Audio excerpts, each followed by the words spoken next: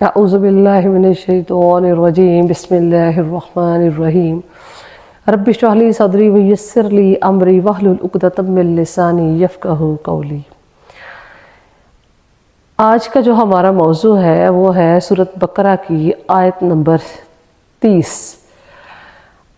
یہ بیسیکلی مسلسل آیات مبارکہ ہیں 10، جن میں اللہ رب العزت نے حضرت آدم علیہ السلام کا جو واقعہ ہے وہ بیان کیا ہے کہ کس طرح سے اللہ رب العزت نے حضرت آدم علیہ السلام کی پیدائش کی، اور پھر کیسے اللہ پاک نے فرشتوں کے ساتھ ایک مکالماتی انداز جو ہے، بڑا خوبصورت اسلوب ہے اللہ پاک کا، ایسے لگتا ہے جیسے ایک خوبصورت منظر کشی کی گئی ہے اور ہماری آنکھوں کے سامنے یہ واقعہ جو ہے وہ ایک فلم کی طرح چل رہا ہے۔ بڑی خوبصورتی سے اللہ رب العزت نے اس واقعے کو جو ہے وہ بیان کیا ہے۔ ویسے تو پورے قرآن مجید کا اسلوب ہی نہایت شاندار ہے، لیکن یہ واقعہ جو ہے وہ اپنی مثال آپ ہے۔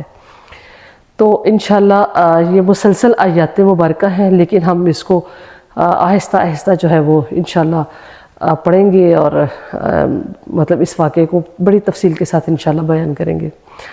اللہ پاک فرماتے ہیں وَإِذْ قَالَ رَبُّكَ لِلْمَلَائِكَةِ إِنِّي جَاعِلٌ فِي الْأَرْضِ خَلِيفَةً قالوا أتجعل فيها من يفسد فيها ويسفك الدماء ونحن نسبح بحمدك ونقدس لك قال إني أعلم ما لا تعلمون۔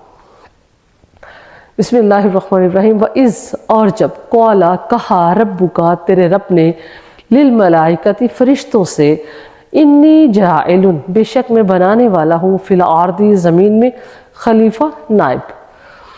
قالو تو فرشتوں نے کہا، وہ بولے اتجعل کیا تو بنائے گا فیہا اس زمین میں من یفسد فیہا جو اس میں فساد برپا کریں گے، ویسفک الدماء اور خون بہائیں گے، ونحن اور ہم نسبح ہم پاکی بیان کرتے ہیں، بحمدک تیری تعریف کرتے ہیں، ونقدس لک اور تیری پاکی بولتے ہیں۔ قال تو کہنے لگے انی اعلم بے شک میں جانتا ہوں ما لا تعلمون جو تم نہیں جانتے۔ تو یہاں پر اللہ رب العزت نے حضرت آدم علیہ السلام کا واقعہ جو ہے وہ بیان کیا ہے کہ کس طرح سے اللہ پاک نے حضرت آدم علیہ السلام کی تخلیق کی۔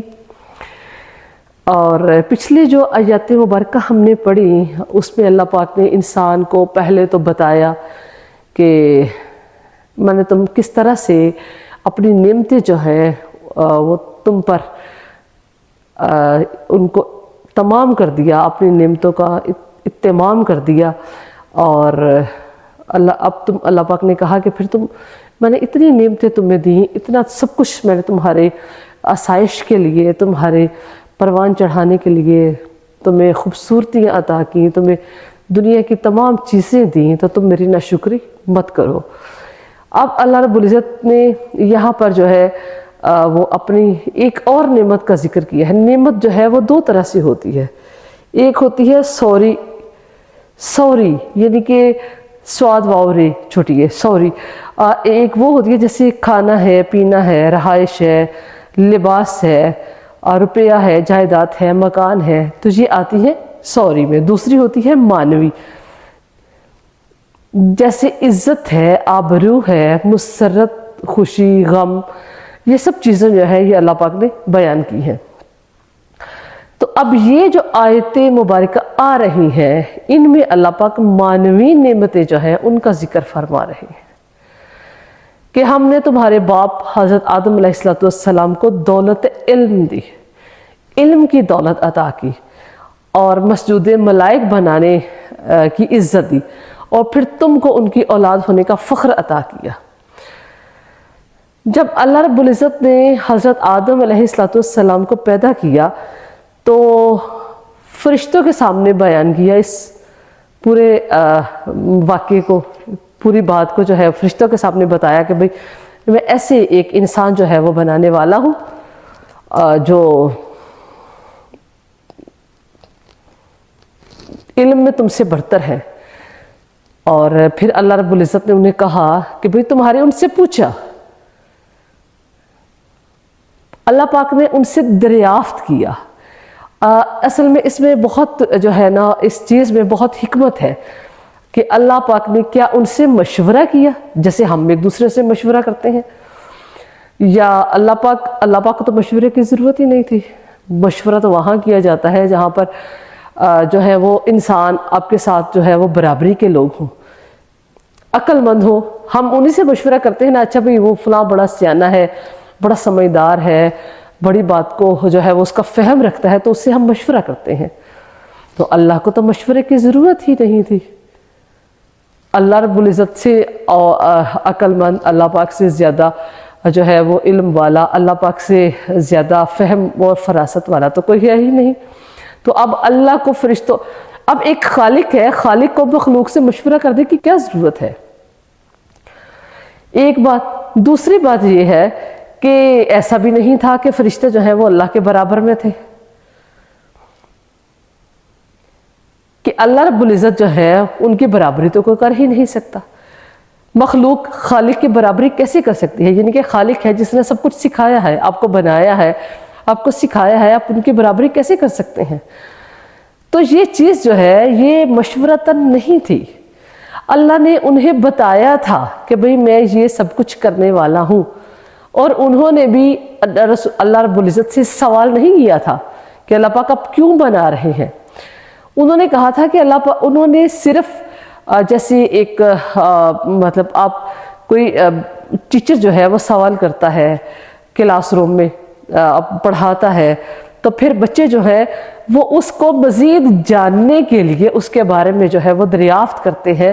تو ایسا فرشتوں کا طرز عمل تھا، مدبرانہ انداز سے انہوں نے پوچھا تھا.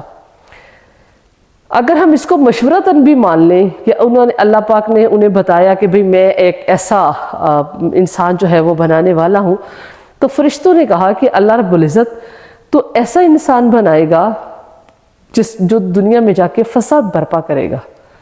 اب اس سے ایک اور سوال نکلتا ہے کہ بھئی فساد جو ہے فرشتوں کو کیسے پتہ چلا کہ بھئی جو ہے یہ انسان دنیا میں جا کے فساد برپا کرے گا. تو اللہ رب العزت نے اصل میں جب انسان، فرشتے جو تھے وہ ایک نوری مخلوق ہے، فرشتے ان کے اندر اللہ پاک نے صرف خیر ہی خیر رکھی ہے، وہ نیکی کا مجسمہ ہے، وہ برائی کر ہی نہیں سکتے. جیسے آپ نے بھی سنا ہوگا بھی فرشتے معصوم ہوتے ہیں، ہم بھی کسی نیک شخص کو دیکھتے ہیں تو بھی کہتے ہیں یہ تو بھی فرشتہ ہے، جسے کوئی لالچ نہیں ہے، جسے دنیا سے کوئی غرض نہیں ہے، جو دوسروں ہی کی بھلائی چاہتا ہے، اس میں خیر ہی خیر پائی جاتی ہے، شر جو ہے اس کا عنصر جو ہے وہ نہیں ہے. تو فرشتے جو ہیں وہ ایک نوری مخلوق تھے، ان کے اندر جو ہے وہ برائی بالکل بھی نہیں تھی. عبادت ہی عبادت تھی، علم ہی علم تھا، اور وہ فرشتے جو ہیں وہ اپنے آپ کو باقی مخلوقات جو تھی ان سے بہتر سمجھتے تھے. تو اللہ پاک نے انہیں بتانے کے لیے کہ تم سے بھی ایک بہتر مخلوق جو ہے وہ آ رہی ہے، اللہ رب العزت نے انہیں بتانے کے لیے کہ بھئی تم سے بھی بہتر ہے. کس چیز میں؟ علم میں تم سے بہتر ہے، اگرچہ ان میں شر جو ہے وہ بھی چھپا ہوا ہے. اللہ پاک نے فرشتوں کو جو ہے وہ بنایا نوری مخلوق، قطعاً جو ہے وہ خیر کے علاوہ کچھ نہیں ہے. اب جو شیاطین تھے انہیں شر کا مرکہ تھے، وہ ان کے اندر خیر نہیں تھی. فرشتوں کے اندر شر نہیں تھی، شیاطین کے اندر خیر نہیں تھی. تو اللہ پاک نے دونوں ایلیمنٹ ڈال کے، دونوں عناصر جو ہیں ان کو ڈال کے خیر بھی ڈالی، شر بھی ڈالی، ٹھیک ہے، اور ایک انسان جو ہے وہ بنا دیا. تو اللہ رب العزت نے دونوں چیزوں ملا کے، خیر اور شر جو ہے وہ ملا کے تو انسان جو ہے وہ بنا دیا. تو فرشتوں نے دیکھا کہ کیونکہ اس میں شر کا بھی عنصر ہے، تو اس لیے انہوں نے کہا کہ اللہ پاک یہ انسان جو ہے یہ تو پھر کیونکہ شر جو ہے وہ فساد برپا کرتا ہے، تو اس لیے انہوں نے کہا کہ اللہ پاک یہ دنیا میں جا کے فساد برپا کرے گا. تو اللہ پاک نے انہیں جواب کیا دیا، اور انہوں نے پھر اس کے بعد کہا کہ اللہ پاک ہم تو تیری پاکی بیان کرتے ہیں، ہم تو تیری عبادت کرتے ہیں. تو اللہ پاک نے ان کا مطلب، کہنے کا مطلب یہ تھا کہ پھر چونکہ ہم جو ہے وہ آپ کی پاکی بیان کرتے ہیں، ہم آپ کی تسبیح و توصیح کرتے ہیں، ہم آپ کی نافرمانی نہیں کرتے، اس لیے خلافت جو ہے یہ نیابت کا حق جو ہے وہ ہمیں دیا جائے. تو اللہ پاک کہنے لگے انی اعلم ما لا تعلمون، جو کچھ میں جانتا ہوں وہ تم نہیں جانتے۔